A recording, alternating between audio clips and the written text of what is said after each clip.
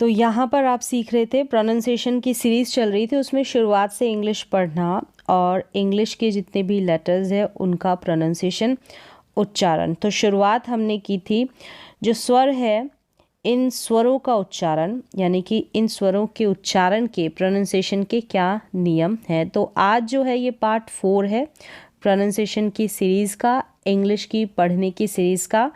तो यहाँ पर हमने ए, ई, आई इनका उच्चारण, इनके उच्चारण के नियम देख लिए हैं और आज हम ओ और यू का प्रोनाउंसिएशन देखने वाले हैं, यानी ये दो वॉवल लेटर्स, इनका उच्चारण कैसे कैसे किया जाता है, इनके नियम।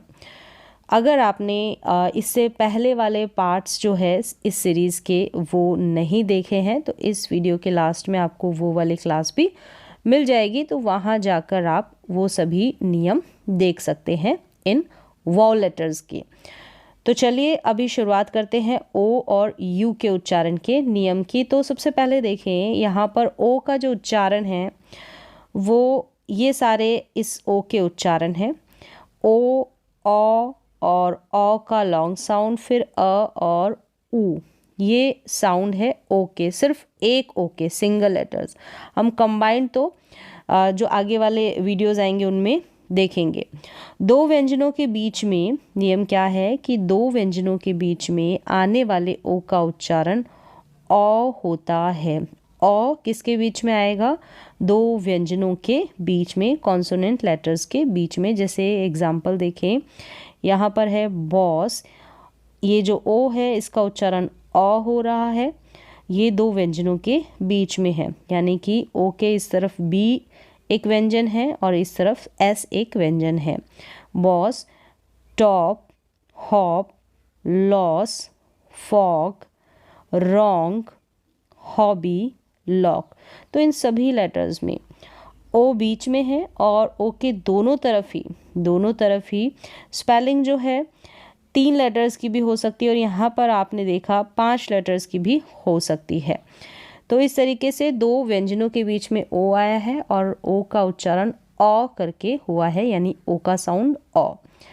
अगला रूल है, लेकिन ओ के बाद के व्यंजन के बाद तुरंत ई आए। अगर ई आ जाता है, यहाँ पर दो व्यंजनों के बीच में ओ था, लेकिन अगर ई आ जाता है तो वहाँ पर ओ का उच्चारण ओ होता है, ओ होगा। जैसे कि यहाँ पर देखिए फोन, यहाँ पर ओ का थोड़ा लॉन्ग साउंड होगा, लंबा उच्चारण होगा। ओ के बाद में ये ओ है, एक लेटर छूटा एन, फिर उसके बाद में ई आया है तो ओ का उच्चारण ओ। फिर यहाँ पर ओ के बाद में टी एक व्यंजन है, कॉन्सोनेंट लेटर है, फिर उसके बाद में टी आया है तो ओ का उच्चारण ओ। तो सारे स्पेलिंग्स में ऐसा ही है उच्चारण। देखें, फोन, नोट, मोड, कोड। अब इसको फोन, नोट, मोड, कोड नहीं बोल सकते, यानी जो ओ का उच्चारण है वो लॉन्ग ही होगा। यहाँ पर ओ जो हो रहा है वो, अगर ई आता है तो ओ के बाद में एक लेटर छोड़कर ई आए तो। कुछ और स्पेलिंग्स है, जैसे बोन, कोन, ओ है, फिर एन जो कि एक कॉन्सोनेंट है और फिर लास्ट में ई है। अगला नियम है कि शब्द के अंत में आने वाले ओ का उच्चारण भी अक्सर ओ होता है। यहाँ पर शब्द के लास्ट में आ रहा है, जैसे गो। अब यहाँ पर फ़र्क इतना है, अगर ई आ रहा था ना एक लेटर छोड़कर तो उच्चारण थोड़ा लंबा होगा, लॉन्ग होगा ओ का, और यहाँ पर ये लॉन्ग नहीं है। जैसे हम ऐसे नहीं बोलेंगे गो, गो, सो, तो शॉर्ट रूप का यहाँ पर उच्चारण हो रहा है। ज़ीरो क्या है? Zero, hero, ego, mango, solo. तो यहाँ पर लास्ट में ओ है, ओ का उच्चारण ओ है और साउंड जो है वो शॉर्ट रहेगा, लेकिन एक लेटर छोड़कर फिर ई आ रहा है, ओ के बाद में एक लेटर छोड़ा ई आया तो साउंड लॉन्ग ओ उच्चारण होगा, लॉन्ग होगा ओ का उच्चारण। अगला जो नियम है वो क्या है कि शब्द के अंत में कोई भी इंग्लिश की स्पेलिंग होगी, उसके लास्ट में ओ आर ई हो तो ओ का उच्चारण ज़्यादातर औ होता है। जैसे कि यहाँ पर देखें, ओ आर ई का कॉम्बिनेशन है इन सभी में, ओ आर ई का सभी स्पेलिंग्स में। तो यहाँ पर उच्चारण ओ नहीं होगा, अ करके होगा। जैसे बॉर, कॉर, फॉर, बिफोर, स्नोर। तो इस तरीके से ओ आर ई का कॉम्बिनेशन और उच्चारण अ करके है और लॉन्ग साउंड है। फिर नेक्स्ट रूल है कि एक से अधिक शब्द खंड वाले शब्द के अंत में, जैसे कि कोई भी इंग्लिश की स्पेलिंग को हम ब्रेक करेंगे तो उसके 2-3 खंड बन जाएंगे, यानी कि पार्ट्स बन जाएंगे। और लास्ट में क्या हो, जैसे ओ आर हो, ओ एन, तो ओ का उच्चारण अक्सर अ होता है। अ, जैसे ओ आर और ओ एन हो तो लास्ट में। यहाँ पर देख सकते हैं, जैसे ये एक स्पेलिंग है इंस्पेक्टर। अगर हम इसको पार्ट्स में डिवाइड करेंगे, जैसे इंस और यहाँ पर पैक और टर, तो एक से अधिक खंड बन रहे हैं इस स्पेलिंग के। तो यहाँ पर ये जो टी ओ आर है, तो टॉर करके उच्चारण नहीं होगा इस ओ का। यहाँ पर ओ का उच्चारण क्या होगा, अ करके होगा, इस नियम के अकॉर्डिंग, इस रूल के अकॉर्डिंग। जैसे ओ आर है लास्ट में। फिर यहाँ पर देख सकते हैं लेसन, तो यहाँ पर भी ओ एन आ रहा है लास्ट में, और इस रूल में भी है, अगर ओ एन होगा तब भी हम अ करके उच्चारण करेंगे ओ का। तो लेसन क्या है, लेसन। तो ये बड़ी स्पेलिंग्स में आपको ध्यान रखना है, बड़ी स्पेलिंग्स में। यहाँ पर इन सारे स्पेलिंग्स में भी ऐसा ही है। जैसे स्पेक्टेटर, तो ये भी, इनको अगर हम 2-3 खंडों में, 2-3 पार्ट्स में डिवाइड कर रहे हैं, तो लास्ट में ओ आर आ रहा है, अ उच्चारण ओ आर, अ उच्चारण ओ एन और अ उच्चारण। स्पेक्टेटर, ट्यूटर और यूनियन, तो ये आपको मोस्टली बड़ी स्पेलिंग्स में देखने को ऐसे मिलेगा ओ का उच्चारण। नेक्स्ट यहाँ पर जो है, हम अब यू के उच्चारण के नियम देखेंगे। जितने भी ओ के उच्चारण के नियम हैं वो कंप्लीट हो गए हैं। तो देखें यहाँ पर यू के उच्चारण के नियम। यहाँ पर यू का उच्चारण अ, उ, यहाँ पर बड़े ऊ के रूप में यू और यू, ये सारे के सारे उच्चारण जो है यू के हैं। लेकिन ज़्यादातर जो इसका उच्चारण है वो अ होता है, इसका अ, मोस्टली इसका अ साउंड यू का।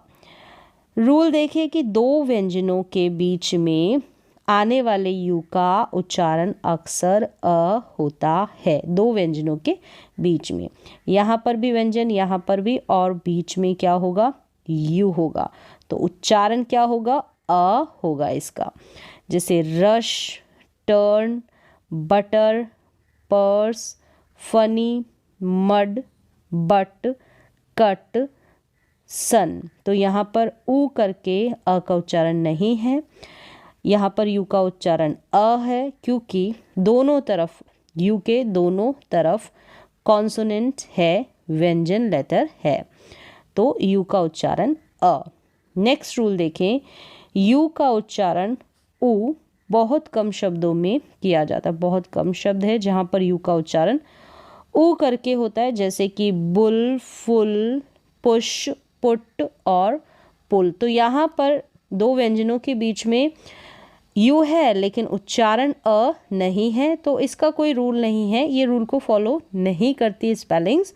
तो इन स्पेलिंग्स की आपको ऐसे ही प्रैक्टिस करनी पड़ती है। तो बहुत सारे स्पेलिंग्स है जो रूल के अकॉर्डिंग नहीं पढ़ी जाती, उनकी प्रैक्टिस करनी पड़ती है, बार बार उनका अभ्यास करना पड़ता है।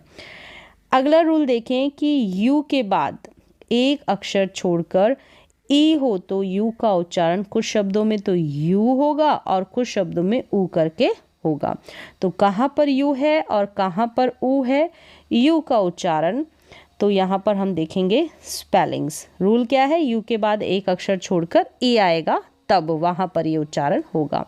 तो इन सभी में है, यहाँ पर यू का उच्चारण यू हो रहा है, यहाँ पर यू का उच्चारण ऊ करके हो रहा है, और एक अक्षर छोड़कर यहाँ पर भी ई है, इन स्पेलिंग्स में भी और इन स्पेलिंग्स में भी ई है। जैसे देखिए क्यूब, ट्यूब, अब यू साउंड निकल रहा है यू का। Tune, dune, fume, assume, mute, तो यू का उच्चारण यू हो रहा है। और इन स्पेलिंग्स में यहाँ पर र्यूड नहीं हो रहा, रूड, ब्रूट, यू का उच्चारण ऊ साउंड आ रहा है। डूड, प्लूम, तो इस तरीके से यू का ये दो तरीके से साउंड आ रहा है, यू और ऊ करके। नेक्स्ट रूल की तरफ बढ़ते हैं। यू आर ए वाले कुछ शब्दों में यू का उच्चारण ऊ अ करके होता है। यू आर ए वाले शब्दों में देखें स्पेलिंग्स, और कुछ शब्दों में यहाँ लिखा है ऊ अ और यू अ, दोनों तरीके से होता है। तो यहाँ पर स्पेलिंग्स देखेंगे, यू का उच्चारण यू अ और यू अ, और यहाँ पर ऊ अ, दोनों ये साउंड। यहाँ पर देखिए श्योर, क्योर, इन दोनों में से ही कोई साउंड आ रहा है इन स्पेलिंग्स में। जैसे मैन्योर, यहाँ पर प्योर यानी यू का साउंड आ रहा है। फिर यहाँ पर एश्योर, क्या आ रहा है, एश्योर। तो इस तरीके से बहुत कम स्पेलिंग्स आपको देखने को मिलेगी, और ज़्यादातर जो इसका साउंड आता है यू का, जो मैंने यहाँ पर शुरुआत में बताया कि अ के रूप में इसको ज़्यादा पढ़ा जाता है। और कहाँ कब कब कैसे हम पढ़ते हैं वो स्पेलिंग सारी देखी। तो आज की जो क्लास है इसमें आपने देखा ओ और यू का उच्चारण, ओ और यू का उच्चारण। तो हमारे सिंगल वाउल लेटर का जो प्रोनाउंसिएशन है, इनके जो रूल है वो कंप्लीट हो गए हैं। ए ई आई ओ यू, ये पांचों स्वर जो है यानी कि वाउल लेटर्स है, इनका उच्चारण कंप्लीट हो गया है।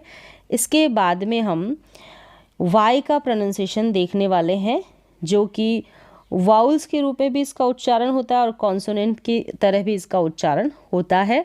और उसके बाद में क्या होगा कि ये जो वाउल है उनके पेयर देखेंगे, पेयर का यानी कि एक जोड़ा, स्वरों का जो जोड़ा होता है उनका उच्चारण किस तरीके से होता है। दो वाउल लेटर मिलकर एक साथ आ जाते हैं तो किस तरीके से उनका प्रोनाउंसिएशन होता है, वो कंप्लीट नियम देखने वाले हैं। तो आज की प्रोनाउंसिएशन की क्लास में बस इतना ही।